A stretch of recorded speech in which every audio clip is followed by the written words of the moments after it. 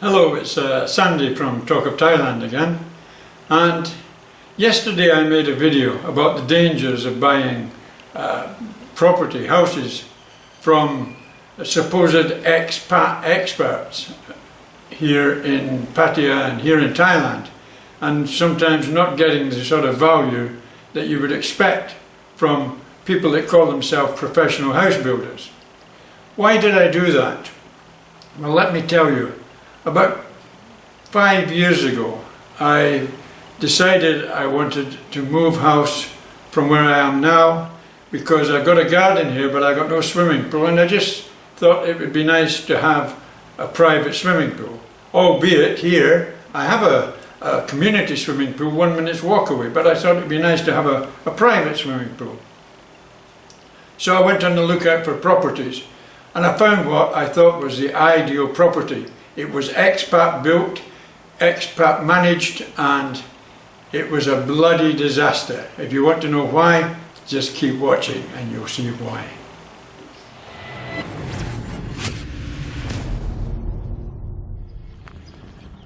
So this is me in Hoi Ai, and the house that I nearly bought, that was an absolute disaster, is situated up this entrance road here, and you can see by the state of the road it's very poor, and that was the first indication that things weren't really too right. I'd just like to also show you whilst I'm here these rubbish bins here. That's the garbage collection point for the housing estate that I was going to buy on.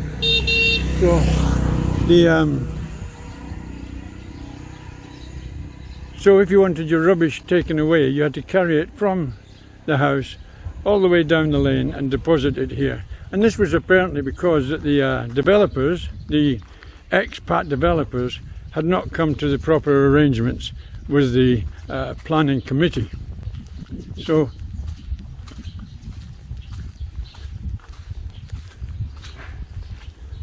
we'll just walk up here.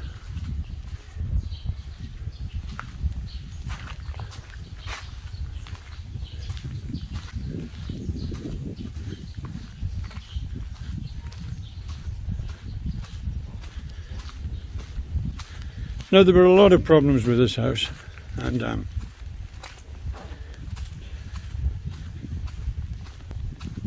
the initial viewing went very well, and it was well presented and looked a very attractive house at a very attractive price, but that was not to be.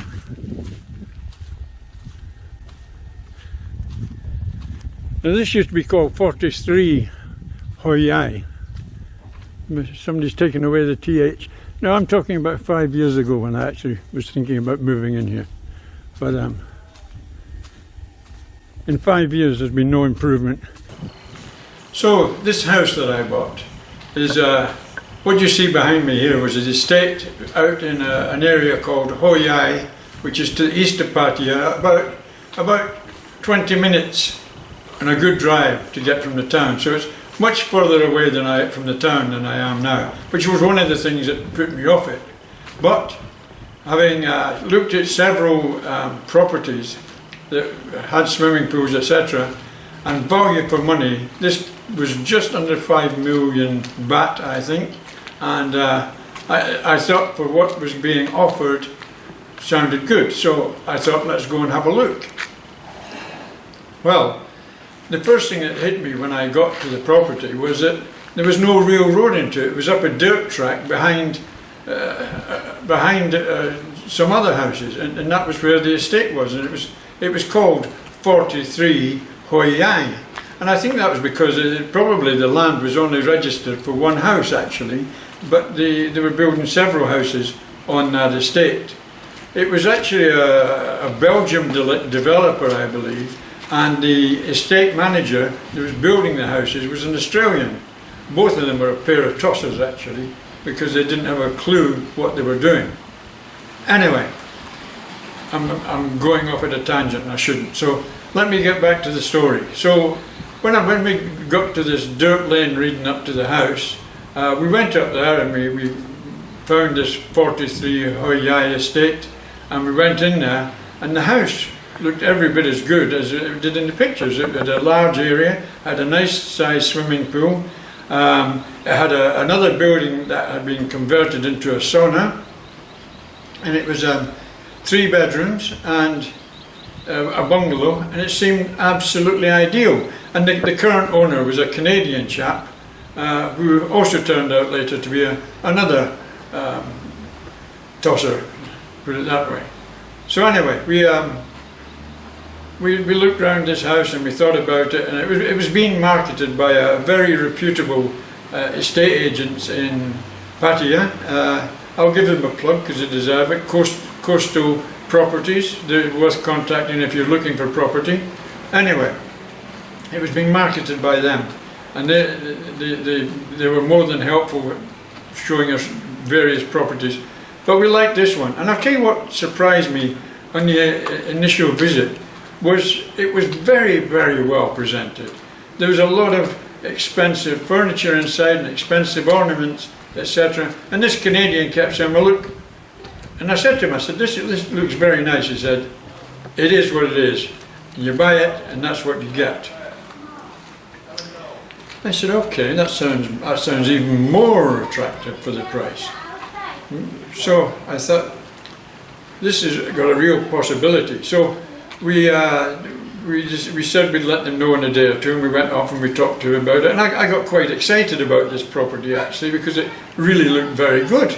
And after discussing it with the wife and spending a couple of days thinking about it, I got in touch with Coastal Properties, and I decided, well, having heard various rumours from various people, I said, look, I spoke to Coastal Properties and I said, listen, I said, what I'd like to do, I said, because they had it up for sale or for rent, I said, what I'd like to do, and what really saved my bacon actually, what I'd like to do, I said, is I'd like to rent it, say for 6 months, and then all being well, then we will purchase it. And could you put that to the people that are selling the house? They duly did, and we had another meeting with them, and we came back. But instead of paying a rental for 6 months, we actually gave them quite a large sum of money, 200,000 baht, to live in this house for 6 months, and that would go, if we were happy with the house, and that would come off the price of the house, and that seemed fair enough. So we kind of shook hands on that, etc. And then we said, okay, this Canadian said, we'll draw up the sales contract now. So if you activate it, then it's all done. Yeah, that sounds reasonable. So anyway, we sat down, and everybody was happy, and we're looking at the pool. I think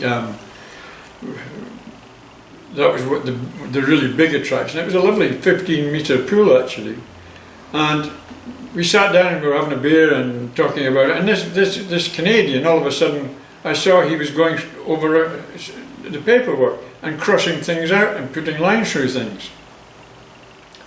So I thought, I asked him, I said, what's the problem? He said, well, this is a standard contract, he said, from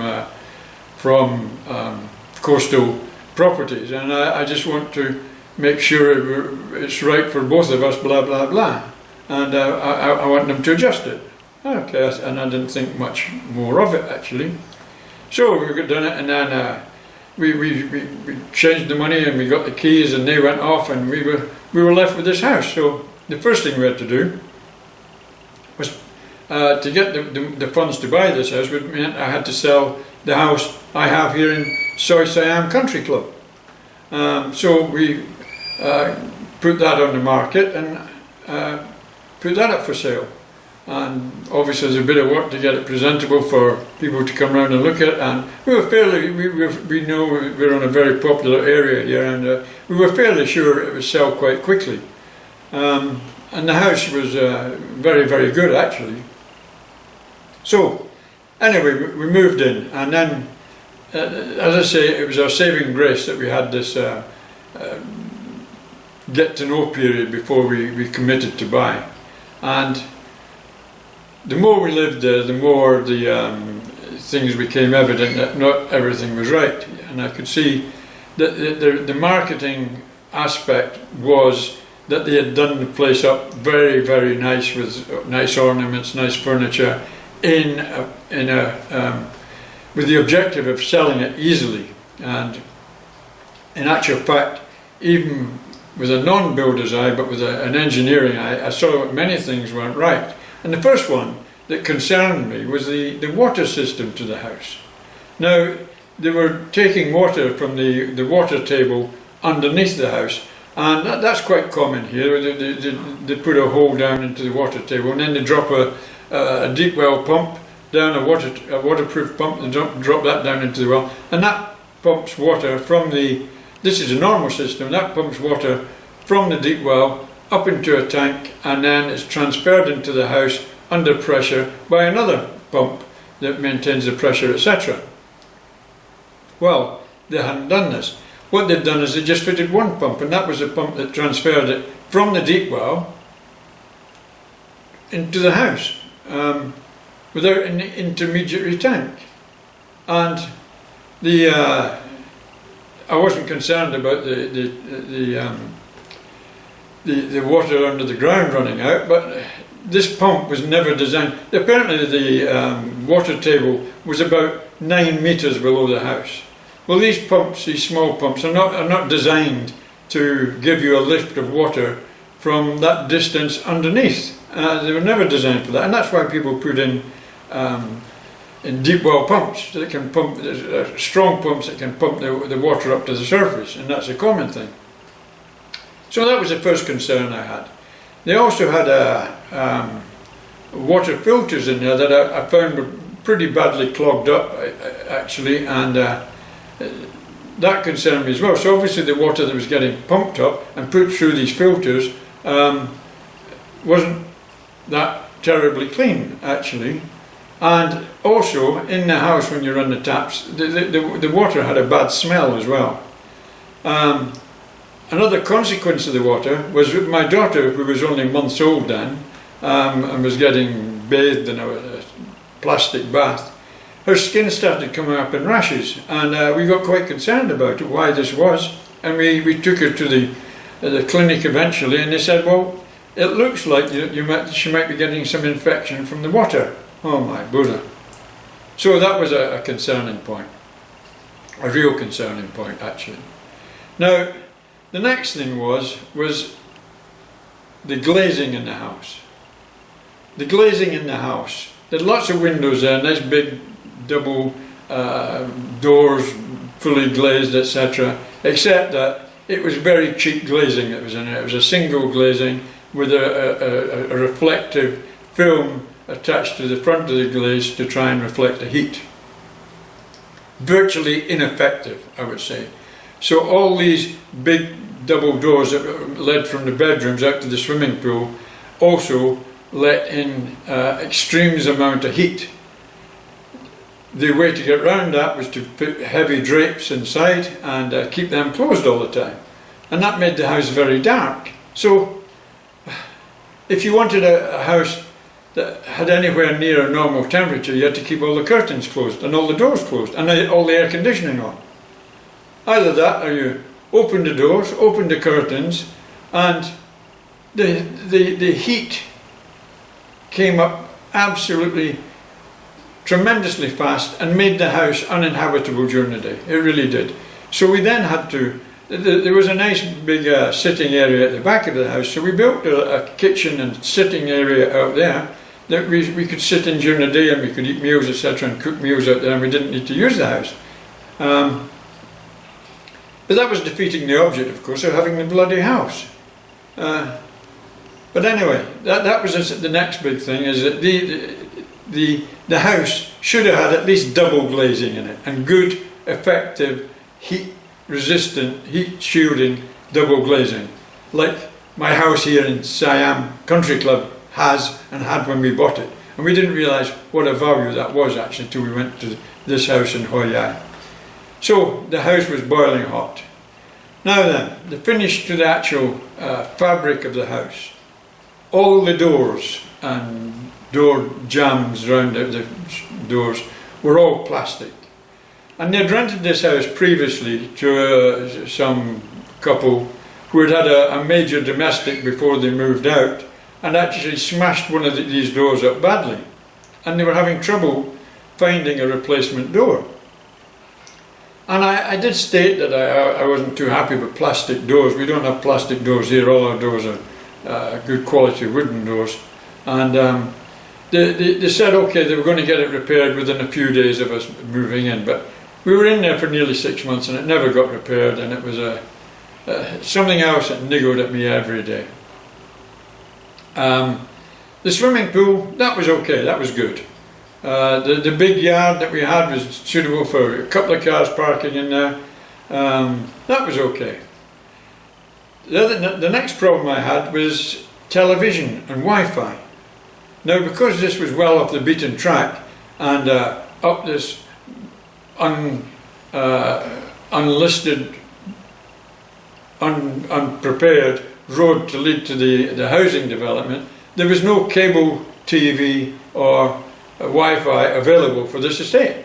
So if we wanted TV and we wanted Wi-Fi, then we had to have it done by satellite. Well, that's what they all had. But when I compared what we would have to pay there to what we were paying here in Pattaya proper, there was a huge difference. The satellite system was tremendously expensive, and it was not so good quality either. If you got any storms or rain or thick clouds, then you lost your TV and you lost your Wi-Fi, and it was not to beat around the bush. It was absolutely shit actually, and it was costing a lot of money. So that was another factor. The kitchen was only partially furnished. There was no proper cooking facilities in there. There was a microwave cum oven thing, and there was some small appliances, and there was some kitchen cabinets, but there was no proper cooking oven or anything like that. The fridge was a standard size two-door fridge. I find them totally inadequate for a family of any size here in Pattaya. You need to have a lot of stuff kept cool in the fridge. Water for a start, you need your ice, etc. Here in this house here now, we have three freezers and a deep freeze, all in operation at the same time. One fridge is all drinks, it's my beers, and there's soft drinks and water, etc. There's another fridge with things that we don't use so much. It's inside at the back of me here, and there's outside where we have a cooking and eating area. We have a very large fridge freezer out there that does all our daily needs, etc. Also produces ice. So that's what we find only for our small family. That's what we require. So there wasn't enough refrigeration in the property either, and we knew that we were going to have to get more fridge. Well, fortunately, actually, I took one of the fridges from here just to supplement us at the start, which was getting us by actually. Now, at that time, we had my wife's son by a previous relationship, my stepson. He was living with us, and he was going to school in Pattaya. Now, for him to get to school, it was he had a long walk down to the main Sukhumvit road, and then he had to get a bus into town, and then make his way to the school. And it was a major journey. He had to leave about 6 o'clock in the morning for a 7:30 start, unless of course one of us took him on a bike or in the car, which we did mostly. He often made his own way back in the evening by bus, etc. But he had quite a bit of walking just to get home as well. So it wasn't convenient for the school. To go into town or to go shopping, it was at least a 20-minute drive, which in the fullness of things I suppose is not a great problem. But my wife's got relations in the town that she likes to see, etc. And don't get me wrong, she never complained. She's been a darling that way. She never complained, and she always supported the decisions I made. But all in all, I wasn't really happy. So there was one weekend, we were approaching the D-Day for making the decision to transfer from renting to the sale. So I got out the sales contract, which had been totally retyped by Coastal Properties, according to this Canadian's wishes. So I then thought, okay, well, what I want to see is what he actually changed in this contract. Because through it there was things that I wasn't too happy about. This is as seen, this is as seen, blah blah blah. And I thought, well, you know, it's 5 million baht, which at that time was in the region of about £100,000, say, somewhere around there. $120,000 maybe, something like that. So it's no small fry anyway. And so what I done is I went to Coastal Properties and I asked them for the standard contract that they used for sales, and they gave me a copy. So I then went back and sitting that night, a couple of beers again, and we had some nice food, and I'm reading through the contracts. This is a Saturday night, I remember. And I'm noting that all the changes he had made was to take away any liability for anything that went wrong in the house. There was no guarantee for anything, and everything was sold as seen at viewing. Oh, and that's not what was contained in the contract. There was sellers' liabilities as well as buyers' liabilities. But he had discarded all the sellers' liabilities, and everything came down to the purchaser of the property. Well, that really hurt my stomach deep. I felt, in the pit of my stomach, I thought, why have I been so stupid here? And this was a Saturday night, and we had a couple of more beers, and I went to bed, and thinking more about it on Sunday. We should be, by the Wednesday of that week, we were supposed to make our decision whether we were buying it or not. And on a Sunday, we had a nice Sunday afternoon together, and we went to bed in the evening, and this is going through my mind. I can't sleep, but I'm not happy. I can't sleep, and I'm watching the TV in the bedroom. My wife's gone to sleep, and the daughter's asleep, and I said, I spoke to the wife. I woke her up. I said, I want to ask you something. I said to her. She said, what do you want to ask me at this time? And I said, listen. I said, I've made a big mistake, I said, and I want to know what you think, and I'll go by whatever you think, I said to my wife. I says, but I said, I'm not happy with this house, and I'm not happy with the contract they're asking me to accept. I'm not happy about many things in this house. My daughter's still getting rashes from the water still smells. We can't live in the house, it's too hot, it's uninhabitable during the day. It's just a mess compared with what we had in town in Soy Siam. I said, our house in Soy Siam was very, very practical. And she said, yes, and? I said, well, what I'm trying to say to you is, I said, would you be upset if I said I want to move back to our old house and forget this house altogether? Wow, the reaction was unbelievable. She leapt out of bed. Yes, please, I want to go home, she said. I don't want to stay here too. Wow, well, that done it. So, we consequently moved out and moved back to our house here in Soy Siam. And if anything, the only thing that really the experience done for me, except warning me about rogue builders and unethical Canadians who try to pass off poor buildings to other unsuspecting people, instead of putting the matters right. The other big thing about it is it made me very happy with what we've got here. No, we've not got a swimming pool, but we've got a nice house. It's superbly built.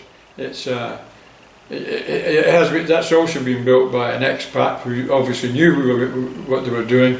There's another area I'd just briefly like to mention as well, the electrics in the house. It was all very cheap electric fittings. And as is standard with a lot of buildings in Thailand, there was no basic ground earth return on anywhere in the house. So if your appliance went wrong in the kitchen and it had a facility to be ground returned, but you didn't have it in your socket, then you touched that appliance and you got a shock. And we actually got that off one of the fridges actually. They wired the live up to the neutral, and it was the wrong way around, and when we touched the casing of the fridge, we actually got an electric shock. So that's a common thing here in Thailand actually. It's exceptionally dangerous, but good builders, what they do is when they're building the house, they put in an earth spike in the ground, and then they put an earth cable from there into the electrical distribution centre in the house.